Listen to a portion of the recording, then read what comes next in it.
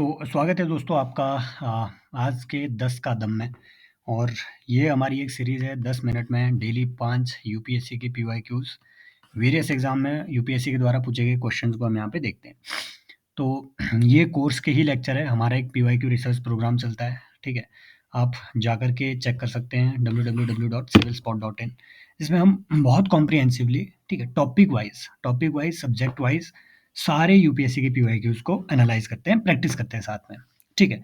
तो शुरू करते हैं आज का। ये क्वेश्चन आप अटेम्प्ट करके देखिए, 2024 में प्रीलिम्स में ये पूछा गया था कि सीएसआर के बारे में, सीएसआर रूल्स के बारे में इंडिया में इनमें से कौन सी स्टेटमेंट सही है।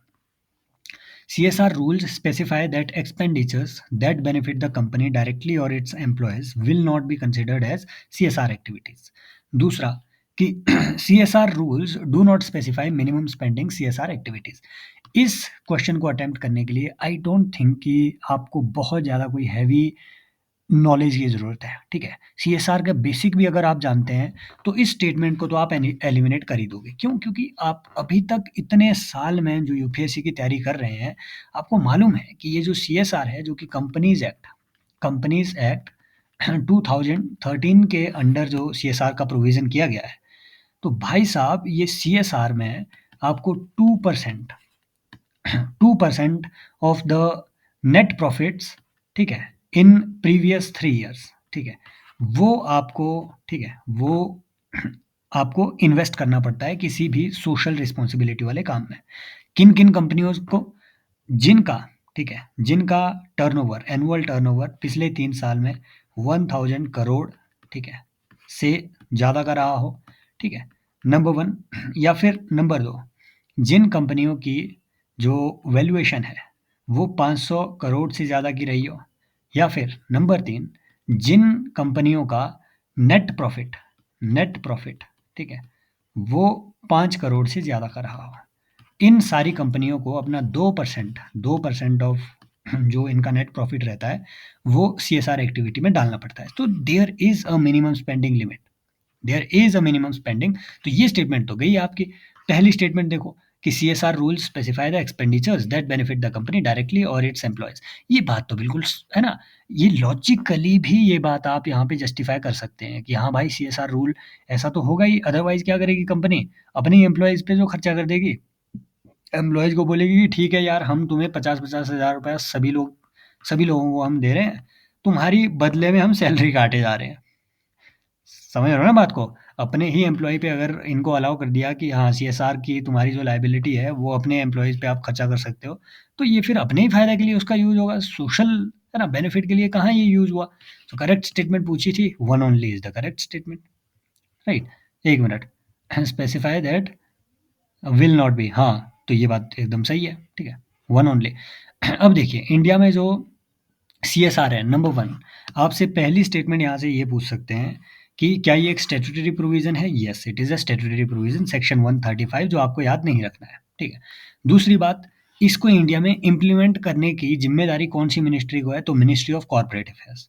मिनिस्ट्री ऑफ कॉर्पोरेट अफेयर ना सिर्फ ये सीएसआर रूल्स को इम्प्लीमेंट करती है, बल्कि जो कंपनीज एक्ट है, ठीक है, ये दोनों कंपनीज एक्ट 1956 का भी और 2013 का भी, इनको इम्प्लीमेंट करने की, लिमिटेड लायबिलिटी पार्टनरशिप इसको इम्प्लीमेंट करने की, या फिर खास बात ये है, देखो यहाँ से सवाल ये पूछ सकते हैं कि जो कंपटीशन कमीशन ऑफ इंडिया है वो कौन सी मिनिस्ट्री के अंडर आता है, या फिर जो कंपटीशन एक्ट है इंडिया में इसको कौन इम्प्लीमेंट करता है, या फिर Indian chartered accountants of India, ठीक है, institute of chartered accounts of India, ये आपसे पूछा जा सकता है, institute of cost accountants of India. यहाँ से इन सारी चीज़ों से आपसे सवाल पूछे जा सकते हैं, राइट, कि इन सारे एक्ट्स को इंडिया में कौन सी मिनिस्ट्री जो है इम्प्लीमेंट कर रही है, या फिर ये सारे इंस्टीट्यूट्स कौन सी मिनिस्ट्री के अंडर आ रहे हैं, ऐसी चीज़ें वो पूछ रहे हैं। उन्होंने लेबर ब्यूरो पे ऐसा ही क्वेश्चन पूछा हुआ था, ठीक है, लेबर ब्यूरो पे।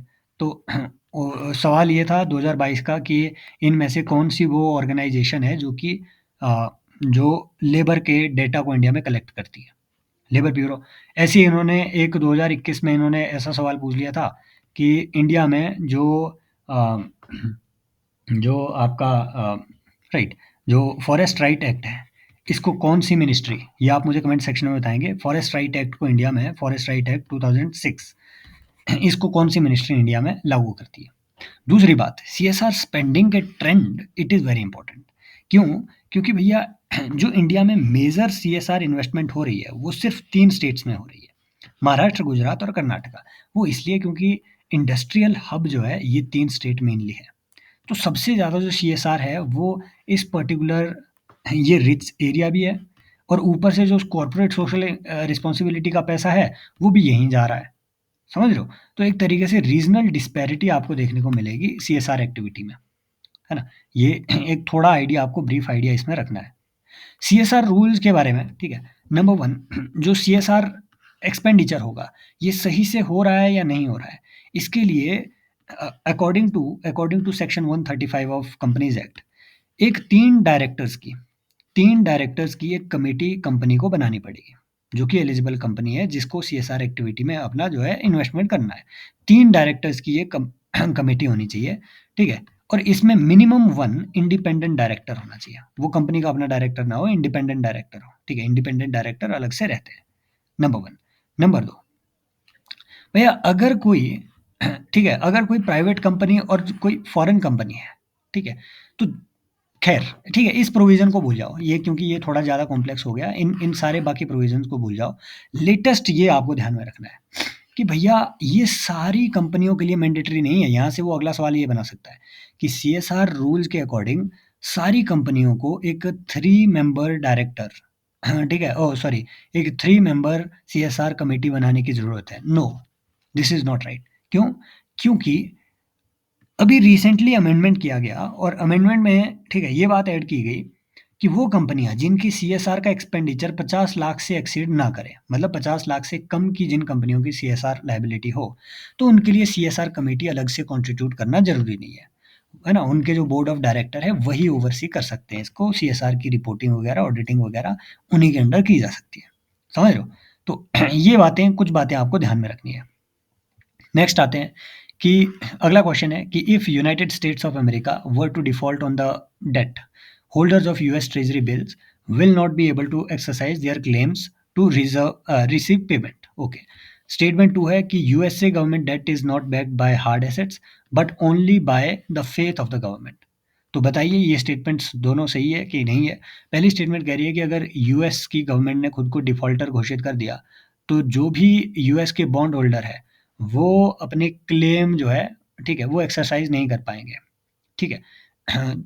To claims over those bonds, कि मान लीजिए किसी इन्वेस्टर ने 100 रुपया जो है इन्वेस्ट करके रखा है यूएस बॉन्ड में, यूएस सिक्योरिटी में, तो मान लीजिए यूएस गवर्नमेंट अगर डिफ़ॉल्ट हो गई, तो वो ये 100 रुपया वापस क्लेम नहीं कर सकता। ये स्टेटमेंट बिल्कुल सही है डिफ़ॉल्टर से, ठीक है? इनफैक्ट जैसे आप देखेंगे इंडिया में जो रिलायंस इंडस्ट्रीज़ है, तो उनके चेयरमैन, देखो जियो का अलग है मुकेश अंबानी, अनिल अंबानी का अलग है। तो अनिल अंबानी ने क्या कर लिया था, 1-2 साल पहले आए प्रेस कॉन्फ्रेंस में और ओपनली डिक्लेयर कर दिया कि आई एम ए डिफ़ॉल्टर, ठीक है? और मैं जो है एकदम बर्बाद हो गया हूँ, मैं अभी रीपे नहीं कर सकता हूँ। तो बैंकों को वो कंसिडर करना पड़ा कि this man is already a defaulter. तो इस पर्सन की इंडिविजुअल प्रॉपर्टी को, उसकी इंडिविजुअल प्रॉपर्टी को नहीं छेड़ा गया, है ना? अभी जो चल भी रहा है, वो जितना लोन है वो रिलायंस इंडस्ट्रीज़ के थ्रू चला हुआ है। उसकी अपनी पर्सनल प्रॉपर्टी वगैरह वो अलग सेफ है। उसने बोल दिया है कि मेरी नेट इनकम ही ज़ीरो है, मुझसे क्या उखाड़ लोगे? राइट?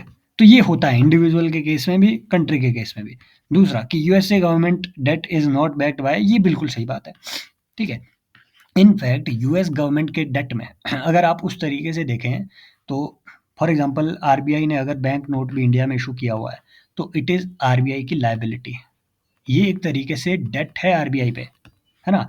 आरबीआई ने अगर 10 रुपए का नोट आपको दे के रखा हुआ है, it is the liability of RBI. मैं धारक को 10 रुपए अदा करने का वचन देता हूँ। वो वैल्यू पे करने की लायबिलिटी है आरबीआई पे। तो it is a kind of debt on RBI, और ये भी किसी हार्ड एसेट से बैक्ड नहीं है। सिमिलरली यूएस की भी जो करेंसी वगैरह है या फिर जो भी इनके बॉन्ड है, वो किसी हार्ड एसेट से बैक्ड नहीं है। ये बेसिकली ये एक तरीके से फिएट एसेट है। इसे कहते ही है फिएट मनी। फिएट मनी जो कि गवर्नमेंट के ट्रस्ट के बेसिस पे चलता हो। जैसे 10 रुपए इंडिया में क्यों चल रहा है? क्योंकि लोगों को ट्रस्ट है कि आरबीआई हमें वैल्यू पे करेगा, है ना? जैसे इंडिया में बॉन्ड क्यों चल रहा है, ठीक है? गवर्नमेंट बॉन्ड क्यों चल रहे हैं? क्योंकि लोगों को ट्रस्ट है गवर्नमेंट हमें इसकी वैल्यू बाद में पे करेगी। दैट मीन्स कि ये एक फिएट मनी है, फिएट मनी का है ना टाइप है। There is something known as fiduciary money as well, fiduciary money as well, ठीक है। तो ये एक ऐसी मनी होती है फिड्यूशियरी मनी, ठीक है। तो ये एक ऐसा मनी होता है जो ट्रस्ट पे चलता है, जैसे एकदम बार्टर सिस्टम हो गया, ठीक है, ट्रस्ट पे चल रहा है फिड्यूशियरी मनी इंडिविजुअल्स के ट्रस्ट पे, कि ठीक है यार मैं तुम्हें ये एक बिस्किट देता हूँ, ठीक है, तो तुम मुझे इसके बदले में एक, ठीक है, एक चाय पत्ती का डब्बा दे दो, ठीक है। तो ये एक तरीके का बार्टर सिस्टम ही हो गया इसमें, ठीक है। ये इन दोनों के म्यूचुअल ट्रस्ट के बेसिस पे जो ट्रांजैक्शन चल रही है, that is your fiduciary transaction. Clear? तो ये कुछ बातें आपको ध्यान में रखनी है। और ये देखो ये दोनों स्टेटमेंट्स सही तो है, ठीक है, ये दोनों स्टेटमेंट सही है और ये एक्सप्लेन भी करती है इसको। So both statement 1 and 2 are correct and statement 2 explains the statement 1। Clear? क्योंकि भाई, क्योंकि हार्ड एसेट नहीं है, क्योंकि इस डेट के पीछे कोई हार्ड एसेट नहीं है, तो जब यूएसए की गवर्नमेंट खुद को डिफॉल्टर क्लेम करेगी, तो इन्वेस्टर क्या उखाड़ लेगा उसका, है ना? वहाँ से मतलब इन्वेस्टर उससे क्या ले लेगा जब हार्ड एसेट ही पीछे नहीं है। That means the second statement explains the reason behind the first statement. Clear? तो ये देखना होता है इसमें एक्सप्लेनेशन और एजर्शन में। नेक्स्ट देखिए, consider the following statements with respect to digital rupee. आज भी जो सेशन लिया गया है, ठीक है, जो कोर्स में सेशन लिया गया है civilspot.in पे, उसमें हमने सीबीडीसी को पढ़ा है और पिछले 2-3 साल से लगातार वो अलग-अलग पेपरों में सीबीडीसी पे सवाल पूछ रहा है। 2023 में भी सीबीडीसी पे क्वेश्चन आया हुआ था और सीबीडीसी पे 2024 में भी क्वेश्चन है कि डिजिटल रूपी it is a sovereign currency issued by RBI in alignment with its monetary policy. दूसरा, इट अपीयर्स एज लाइबिलिटी। देखो, डिजिटल रूपी अगर आरबीआई इशू कर रहा है ना, तो ये बैंक नोट की तरह ही लाइबिलिटी होगा। वो कल को अगर आपसे ये भी पूछे कि इनमें से आरबीआई का एसेट क्या है, लाइबिलिटी क्या है, तो आरबीआई की लाइबिलिटी में बैंक नोट एक लाइबिलिटी होगा। ये बात ध्यान में रखना। जो नॉर्मली आपका आरबीआई का नोट है, वो एक 10 रुपए का नोट, ये आरबीआई की लाइबिलिटी है, वो उसे पे करना है 10 रुपए की वैल्यू। सिमिलरली, जो ये सीबीडीसी होगा, सेंट्रल बैंक डिजिटल करेंसी, ये भी उसकी बैलेंस शीट में लाइबिलिटी साइड में शो होगा। It is not the asset of RBI, liability होगा, है ना? और सीबीडीसी की वैल्यू ठीक उतनी होगी जितनी किसी रुपी की वैल्यू है, ठीक है? तो ये रुपी की वैल्यू के साथ ही एडजस्टेड होगी सीबीडीसी की value. It is insured against inflation and it's very नहीं भाई, ये गलत हो गया। अगर हम इंश्योर कर दें किसी भी करेंसी को अगेंस्ट इन्फ्लेशन, तो मार्केट, समझ रहे हो, inflation is a function of market, free market, तब इन्फ्लेशन हो रहा है। अगर हम उसे इंश्योर ही कर दें इन्फ्लेशन के अगेंस्ट, तो इन्फ्लेशन का फंक्शन ही खत्म हो गया ना। मतलब ये फंडामेंटल ऑफ इकोनॉमिक्स के अगेंस्ट ही जा रहा है। पहली बात तो ये है। दूसरी बात, हमें मालूम है कि ये रूपी के साथ एडजस्टेड है, तो जैसे जैसे रूपी ग्रो करेगा वैसे वैसे सीबीडीसी की वैल्यू भी ग्रो करेगी। रूपी कम होगा, सीबीडीसी की वैल्यू भी कम होगी। दैट मीन्स इन्फ्लेशन, है ना, इन्फ्लेशन एडजस्टेड ये नहीं है, ये ठीक रूपी की तरह काम करेगा। राइट? तो इसे तो हटा ही दो, तीन को हटा दो, तीन को हटा दो। 1 और 2 हमने देखा कि करेक्ट है दोनों। नो, 1, 2 एंड 4 इसका आंसर आ गया, क्योंकि it is freely convertible against commercial bank and, है ना, मनी एंड कैश। यहीं से आपका आंसर आ जाता है इसमें, 1 एंड 4 जहाँ पे होगा वहाँ आपका आंसर आ गया। तो ये जो आपकी सीबीडीसी लॉन्च हो रही है, एक्चुअल में देखो क्या है कि ये 2022 में लॉन्च हो चुकी है आपकी सीबीडीसी। इसे हम कहते हैं ई रूपी, ई रूपी। दो दो तरीके की ई रूपी है आजकल चले हुए, मैं बताता हूँ, एक दूसरा ई रूपी भी है। तो ये जो ई रूपी है, ये वाला रूपी, ये है central bank digital currency. It is a kind of digital रूपी, ये एक पूरी करेंसी है। समझ रहे हो इस बात को? ये इंडिया में एक लीगल टेंडर है। वो अगर आपसे ये भी पूछे कि इंडिया में लीगल टेंडर कौन कौन सी चीज़ें हैं, तो सीबीडीसी एक लीगल टेंडर है ना? बैंक नोट एक लीगल टेंडर है ना? और अगला, कॉइन एक लीगल टेंडर है इंडिया में, है ना? अब लीगल टेंडर भी अलग अलग तरीके के होते हैं, लिमिटेड लीगल टेंडर, है ना, और unlimited legal tender. Bank notes are unlimited legal tenders, but coins are limited legal tenders, ठीक है? तो ये एक अलग चीज़ है। अभी के लिए अगर वो आपको फिर एक ऑप्शन ये भी दे दे कि क्या इंडिया में चेक एक लीगल टेंडर है, मैं इसलिए नहीं लीगल टेंडर वाले एस्पेक्ट को अलग से देख रहा हूँ क्योंकि मुझे मालूम है 2019 में उन्होंने ऑलरेडी इस पे पीवाईक्यू पूछा हुआ है। तो जब हम 2019 वाले पीवाईक्यू में आएंगे तब हम लीगल टेंडर एक अच्छे से पूरा कि कॉइनेज एक्ट इंडिया में और आरबीआई एक्ट इंडिया में किसको कैसे कैसे राइट्स देता है, गवर्नमेंट कैसे इशू करती है। अभी के लिए ये समझो कि लीगल टेंडर इंडिया में सिर्फ तीन है, बैंक नोट, कॉइन्स और सीबीडीसी। इसके अलावा कुछ नहीं है। चेक इंडिया में लीगल टेंडर नहीं है ना? लीगल टेंडर माने जिसको as a means of payment accept करने के लिए आप बाध्य हो। आप मना नहीं कर सकते कि हाँ, आप ऐसे पेमेंट नहीं करो। फॉर एग्ज़ाम्पल आप मना कर सकते हैं चेक से पेमेंट लेने के लिए, बट आप ₹10 के नोट को एक्सेप्ट करने से मना नहीं कर सकते। It is a legal tender. समझ रहे हो? 3 ही है, ये 3 आपको ध्यान में रखने हैं। It is a legal tender. दूसरा, अभी जो सीबीडीसी इंडिया में लॉन्च हुई है, ये भाई अभी पायलट प्रोजेक्ट है। अभी पर्सन टू पर्सन और पर्सन टू मर्चेंट लेवल पे अभी ये काम इनका चल रहा है ना? और अभी कुछ ही सिटीज़ में है, मुंबई, न्यू दिल्ली, बेंगलुरु, भुवनेश्वर वगैरह, और कुछ बैंकों के साथ टाई अप करके ये किया गया है। दूसरी बात, अगर वो आपको बोले कि इसको एक्सेस करने के लिए क्या आपको बैंक अकाउंट की ज़रूरत चाहिए? नहीं, no bank account is needed. है ना? It is just like any other currency. You don't need any bank account. You just need a CBDC wallet. CBDC का अलग वॉलेट होगा, है ना? तो आपको बस वो वॉलेट चाहिए सीबीडीसी का।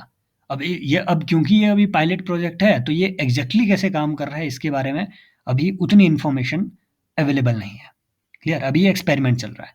अब एक होता है ई-रूपी, और आरबीआई ने स्पेशली सॉरी, जो national payment corporation of India है, एनपीसीआई, इसने अपना एक नया सिस्टम लाया है ई-रूपी। ये ऊपर था रूपी वाला रूपी, ये है यूपीआई वाला। ठीक है? ये यूपीआई पे क्रिएट किया गया एक, ठीक है, ई-रूपी है। ठीक है? अब ये ई-रूपी क्या है?